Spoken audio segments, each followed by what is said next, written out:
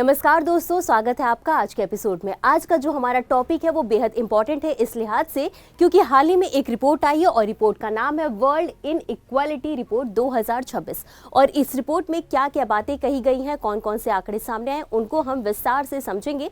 लेकिन उससे पहले आपको बता दें कि आज का जो हमारा टॉपिक है वो आपके जीएस पेपर 3 इकोनॉमी से संबंधित है। तो इसी के साथ आगे बढ़ते हैं और रिपोर्ट की मुख्य बातों को समझ लेते हैं।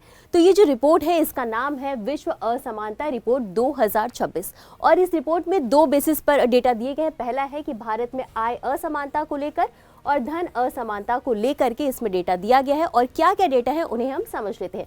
तो सबसे पहले हम समझेंगे भारत में आय असमानता के बारे में, जिसमें कि ये कहा गया है कि शीर्ष 10% आबादी के पास राष्ट्रीय आय का 58% हिस्सा है और जो निचले 50% लोग हैं उनको केवल 15% ही प्राप्त है। और इसी के साथ ये भी कहा गया है कि विश्व में सर्वाधिक आय असमानता वाले देशों में से एक भारत है।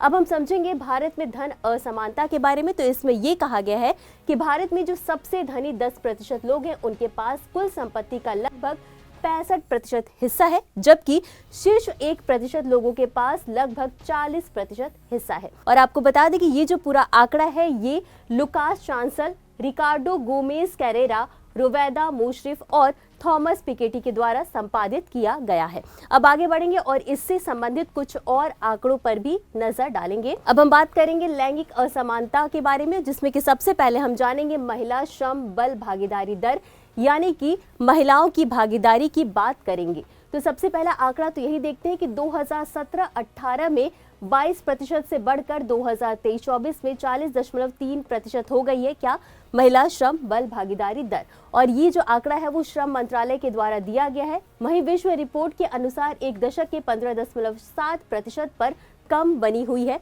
अब लैंगिक वेतन अंतर की बात कर लेते हैं। तो अवैतनिक कार्य को छोड़ करके, यानी कि जिन कार्य के लिए वेतन नहीं मिलता है उनको छोड़ करके महिलाएं जो हैं वो पुरुषों की कमाई का केवल 61% ही कमाती हैं। और अगर अवैतनिक श्रम को हम काउंट करते हैं तो उस टाइम ये आंकड़ा मात्र 32% हो जाता है घट करके। अब एक बार वैश्विक परिप्रेक्ष्य पर भी नजर डाल लेते हैं। तो ये जो पूरा रिपोर्ट है इसमें ये कहा गया है कि महिलाएं जो है वो कुल श्रम आय का 1/4 से थोड़ा अधिक ही प्राप्त करती हैं और 1990 के बाद से ये जो डेटा है वो अपरिवर्तित रहा है, यानी कि इसमें कोई परिवर्तन देखने को नहीं मिला है, ऐसी ही बनी हुई है इसकी स्थिति।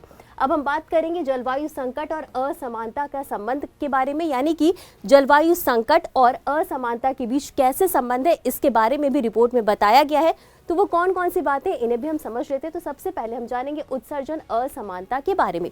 तो इसमें यह कहा गया है कि वैश्विक आबादी के सबसे गरीब हिस्से का उत्सर्जन में केवल 3% ही योगदान होता है, जबकि जो शीर्ष 10% लोग हैं जो सबसे अमीर वर्ग में आते हैं उनका 77% उत्सर्जन में योगदान है। और इसी के साथ ये भी कहा गया है कि जो सबसे धनी 1% है उनका निजी पूंजी स्वामित्व उत्सर्जन में 41% योगदान है, जो कि निचले 90% से लगभग 2 गुना देखने को मिलता है। अब अमीर व्यक्तियों के योगदान की बात कर ले तो निवेश और जीवन शैली से उत्पन्न उत्सर्जन अधिक, यानी कि ये जो व्यक्ति होते हैं इनके रहन सहन, इनके खान पान का तरीका काफ़ी अलग होता है और इसके अकॉर्डिंग ये निवेश करते हैं, तो इनका जो है उत्सर्जन का जो प्रतिशत है वो बहुत ज़्यादा है। और इसी के साथ असंतुलित प्रभाव की भी बात कर लेते हैं। तो कम उत्सर्जन, यानी कि ये जो निचले 90% लोग हैं वो कम उत्सर्जन करते हैं, इनके द्वारा कम उत्सर्जन होता है। और ये जो जलवायु परिवर्तन होता है जिसमें कि आपकी बाढ़ और सूखा जैसी स्थिति देखने को मिलती है, उनसे ये सबसे ज़्यादा प्रभावित होते हैं। और उसी के साथ जो अमीर वर्ग होते हैं वो इनसे, ये जो ऐसी परिस्थितियाँ होती है उनसे किसी न किसी तरह बाहर निकल जाते हैं। तो यही कहना है कि कम उत्सर्जन वाले लोग जो हैं जलवायु परिवर्तन के प्रभावों से अधिक संवेदनशील होते हैं। अब इतना समझने के बाद हम आगे बढ़ेंगे और समझेंगे असमानता के कारण क्या है, यानी कि गरीब और अमीर वर्ग के बीच जो असमानता देखने को मिल रही है उसके कारण क्या है उसे भी समझ लेते हैं। तो सबसे पहला तो यही पूंजी संकेंद्रण, यानी कि कुछ व्यक्तियों के पास धन बहुत ज़्यादा है और कुछ लोगों के पास बहुत कम है। कुछ व्यक्तियों या निगमों के हाथों में ही धन का संचय है, यानी कि इनके तक ही धन सीमित रह गया है। इसी के साथ राजकोषीय अन्याय भी देखने को मिलता है। अब जैसे कोई वस्तु होती है उस पर इनडायरेक्ट टैक्स दिया जाता है और वो अमीर और गरीब दोनों वर्गों के लिए बराबर ही होता है। अब ऐसी स्थिति में जो गरीब तबके के लोग हैं उनके लिए ये टैक्स देना ज़्यादा मुश्किल होता है। तो यहीं पर ये बात कही गई कि राजकोषीय अन्याय भी देखने को मिलता है, यानी कि अप्रत्यक्ष करों का उच्च अनुपात देखने को मिलता है। जो भी इनडायरेक्ट टैक्स है वो अमीर और गरीब दोनों पर बराबर ही लगता है। अब लैंगिक भेदभाव की बात करें तो शिक्षा, रोजगार और संपत्ति के स्वामित्व में असमानता देखने को मिलती है, यानी कि महिलाओं और पुरुषों में कहीं ना कहीं असमानता देखने को मिलती है, शिक्षा को लेकर के, रोजगार को लेकर के और संपत्ति के स्वामित्व को लेकर भी। और आर्थिक उदारीकरण की बात कर लेते तो 1990 के बाद से असमानता में वृद्धि देखने को मिली है, विशेष रूप से शीर्ष 1% के लिए। तो ये तो हमने समझा पूरा डेटा, असमानता के कारण हमने समझ लिए। अब हम समझते हैं कि असमानता को कम करने की नीति क्या है, उपाय क्या है। तो सबसे पहला यही है कि प्रगतिशील कराधान, यानी कि इसमें यह कहा गया है कि जो उच्च आय वाले लोग हैं उनको उनकी संपत्ति के हिसाब से उनसे टैक्स लेना चाहिए। और अगला है सार्वजनिक निवेश, यानी कि उच्च गुणवत्ता वाले जो स्कूल हैं, सार्वभौमिक स्वास्थ्य सेवा केंद्र हैं, बाल देखभाल और पोषण कार्यक्रम में निवेश करना चाहिए, ताकि ये जो निचले तबके के लोग हैं उनका भी ज़्यादा से ज़्यादा विकास हो सके। साथ ही साथ पुनर्वितरण योजनाएं की भी बात कही गई है। तो सरकार जो राजस्व कर वसूल करती है वो कई तरह की स्कीम में इन्वेस्ट करती है, जैसे कि आपका पेंशन और बेरोजगारी लाभ, ये जो राजस्व कर प्राप्त करती है सरकार, इसमें ही निवेश करती है कई तरह की सरकारी योजनाओं में।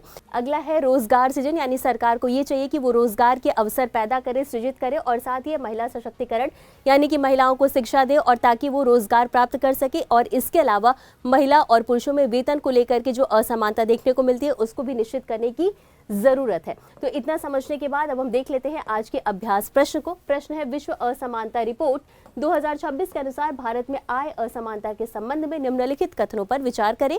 यहाँ पर आपके 3 कथन दिए गए हैं। पहला कथन है, भारत में शीर्ष 10% आय अर्जित करने वालों के पास राष्ट्रीय आय का 58% हिस्सा है। कथन 2 है, निचले 50% आय अर्जित करने वालों को राष्ट्रीय आय का 15% प्राप्त होता है। और तीसरा कथन है, विश्व असमानता रिपोर्ट 2022 के अनुसार 2021 में भारत में शीर्ष 10% के पास कुल राष्ट्रीय आय का 57% हिस्सा है। आपको बताना है उपरोक्त कथनों में से कौन सा या कौन से सही है या सही है। आपके ऑप्शंस हैं ए केवल 1 और 2, बी केवल 2 और 3, सी केवल 1 और 3 या डी 1, 2 और 3। और इस प्रश्न का उत्तर आपको हमेशा की तरह कमेंट बॉक्स में देना है। तो आज के लिए बस इतना ही, मिलते हैं अगले एपिसोड में इसी तरह कुछ अहम और जरूरी खबरों के साथ। तब तक के लिए धन्यवाद।